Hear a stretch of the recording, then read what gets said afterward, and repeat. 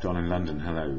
It's February the 1st, 2009. I'm a bit late doing my videos. I've been reading emails, and thank you for the questions that have been asked about me and my life and the Fellowship of AA. The Fellowship of AA, Alcoholics Anonymous, is part of my life. I don't speak for it, I just speak from my experience having been there and how my life is made better by having a different outlook with less denials and less filters about what I can and cannot do. And for me, the Fellowship of AA has provided me with a toolkit of how to live, and that is something which is not restricting me. It's actually opening up the world for me so I can see better what is going on around. And part of the toolkit is the 12-step program, which some people are familiar with, obviously, because they go to AA and watch my videos, and some people just starting to go to AA and think, oh my God, what are these people? Are they a bunch of nutters or what? As was referred to in one of the emails this morning. And, you know, what is a higher power, and why do people actually keep on sticking with the fellowship when they may not believe in a God of other people's understanding? Or a God only of their understanding, which is also making them feel angry about their situation. And I guess what AA has done more than anything is give me the wisdom, the experience and hope to see how life can be sober. And the 12-step action program, I've covered the first step in the first month, January, all about powerlessness over alcohol, and life is unmanageable if we drink. And I guess for February I'll talk about more, which is step 2, came to believe that a power greater than ourselves could restore us to sanity. And before you switch off, my higher power is truth. Just simple truth, the simple truth of now. And if you challenge yourself to find out what is the truth of now without putting your own version first, you'll find it as difficult as I can to sometimes find what the truth of now is. But for me, you know, in an action program, which is suggesting, it's just mere suggestions, it's not telling you what to do. You need to sort it out for yourself, your understanding of life and how you want your life to go on a daily basis. It's as simple as that. And what I knew in the insanity of my drinking, and the definition of insanity, which was given to me way before I got to AA. What is the definition of insanity? It's simply doing the same thing over and over again and expecting a different result. So every time I put a drink inside me and I said to myself, I'm not going to do this, I'm going to take time out, time off, and I didn't. That was the insanity, until I could not stop drinking 24/7. And that was after a long drinking history, and I guess I'm lucky in some ways to still be alive. I've had the last rites given me, even though I'm not a Roman Catholic. And the person who offered me this particular service, when I rejected it very loudly and with very rude words, he said, "Don't be so fussy." So where did my insanity take me? It took me to life and death situations around drinking. Not life and death in as much as hurting other people, other than my lack of ability to be there. Lying in a hospital bed with somebody I didn't know, offering to give me the last rites.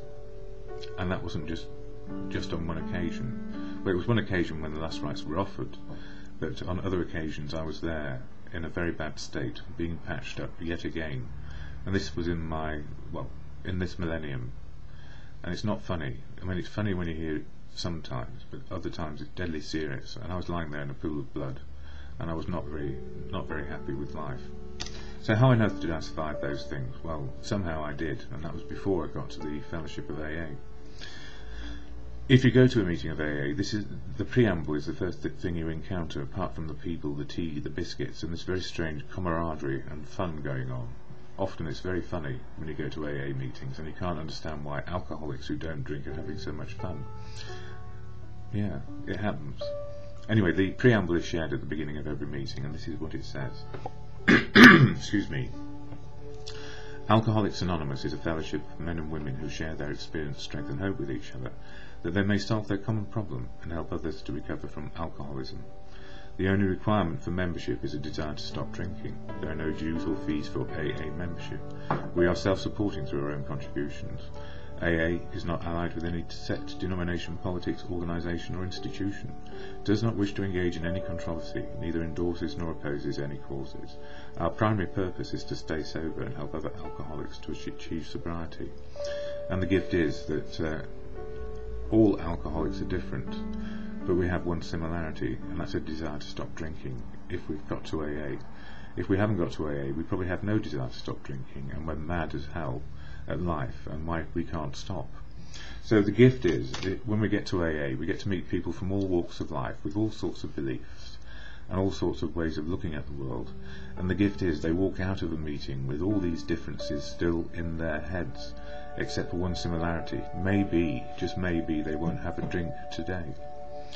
And when the fellowship was first formed back in the 1930s, the understanding of the 12-step program had a lot of words which are sometimes thought ill of around belief. The word God comes into it quite often, and my understanding of God is very simple, and I feel like it is the same as Gandhi would have suggested, that simple truth, the simple truth of now, is God, or God is truth, truth of now, and God is love. And with that in my head as a higher power, that the truth is my higher power, and that if I take account of it, my life will be less insane. So if I can access the truth of now, which is not my version of truth, it's the absolute truth of now, it's about living with what is, the reality of now. And if we can live in the reality of now, that is our spiritual connection to truth. So spiritual and God and truth are interchangeable for me. They are not undermining anybody else's belief, and they certainly improve my outlook of having a higher power. That is the collective wisdom of mankind and truth, the truth of our situation today, even in a credit crunch. And that affects a lot of people. You know, we need to look at the truth of now rather than deny it. And so when it says, came to believe that a power greater than ourselves could restore us to sanity, I started to believe that AA probably had the answer for me, because so many people went in there completely sodden with alcohol and on a daily basis learned how not to drink anymore. So the higher power for me started with the collective group, the wisdom of AA. And then I found that I could access the wisdom and truth of my family, the wisdom and truth of society, and start to be a part of again, part of life, part of doing something useful on a daily basis, learning how to love and be loved. And some of the other insanity along the way is that we still are affected by people around us. And as you know from my videos, I've got a big gap inside me because a relationship has ended. And there was a lot of love in there. And I don't want to deny that and say it was all bad and awful because it's ended. The absolute truth is there was a lot of love in there and it was working. And then it stopped working. And if I keep on looking for the truth of why did it stop working, it would drive me mad again. I need to accept where things are today. So the gift, if you like, of being restored to sanity by a higher power, which is for me truth, spiritual, the truth of now, then life works a lot easier and I don't get into a bind and worry about, well, what if, why not? In the past it was like this, and in the future I want it to be this. I just live in the moment. And in the moment of now, I can accept the truth, and I don't need to be frightened by it, unless I'm standing in front of a bus coming down the road at a rate of knots. So, higher power for me was a great debating point when I first came into AA, and kept me sober long enough to stop debating it. And the gift is that I make life work on a daily basis. So I've gone on a bit about higher power and sanity. So truth offers sanity. Truth offers me less denial and less filters, and if I don't put a drink inside me, I don't try and distort the truth to suit my particular needs. I'll talk about daily reflections, which is a 1 page a day, and as Bill sees it in just the second video today, because I can't cover it, I don't have the time in one video. But thank you for the emails, and thank you for the questions around higher power. Why does AA seem so bloody awful when we first get there? Simply because we are mad as hatters when we get there, normally or abnormally, and we have a lot of things to sort out. Acceptance, that is the key to much of what is going on. Accepting the way the day is now and what I may do. I may not drink today, and with a bit of luck I'll get to bed tonight and my head may not be as mad as it can be.